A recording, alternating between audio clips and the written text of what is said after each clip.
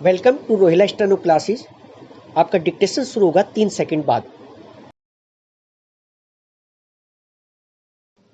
Start.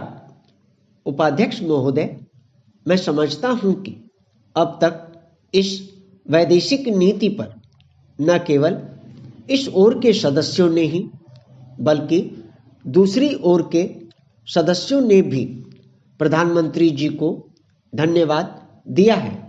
इसलिए मैं अपनी तरफ से धन्यवाद देकर उनका बोझ बढ़ाना नहीं चाहता।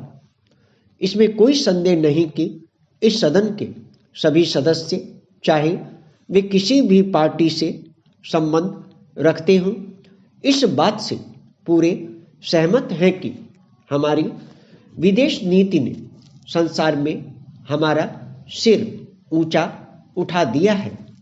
हमने पंचशील के सिद्धांत को संसार के सामने रखा है।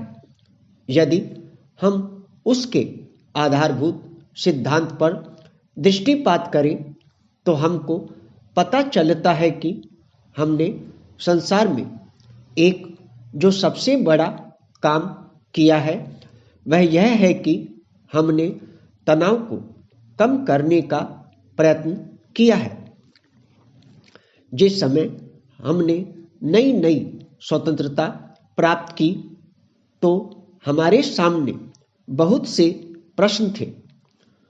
उनके साथ ही हमारे दो बड़े गुट थे जो कि एटम बम और दूसरे बम लिए हुए हमको चुनौती दे रहे थे कि अगर हमने उनमें से किसी एक गुट में सम्मिलित नहीं हुए तो हमको बड़ी कठिनाई होगी।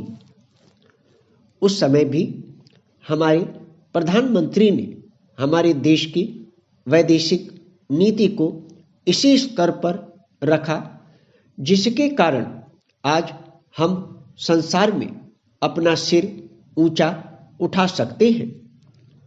हमने जो संसार के सामने पंचशील के सिद्धांत को रखा उसका सबसे बड़ा फल यह हुआ कि एक सम्मेलन हुआ जिसकी ओर मैं आपका ध्यान दिलाना चाहता हूं।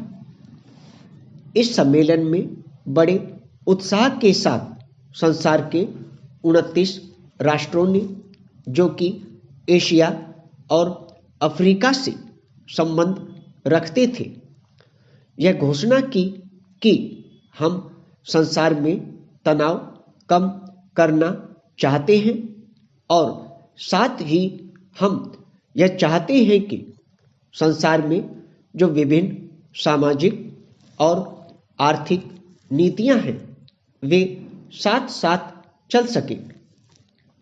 हमारी वैदेशिक नीति में जो सबसे महत्वपूर्ण चीज है वह है सह अस्तित्व की भावना।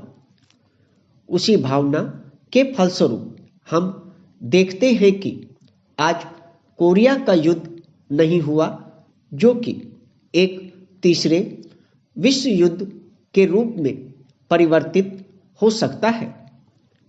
हमारी इस नीति के कारण हमारे अमेरिकी मित्र हमसे कुछ अप्रसन्न भी हो गए, लेकिन यदि हम ऐसा न करते तो आज संसार को तीसरा युद्ध देखना पड़ता।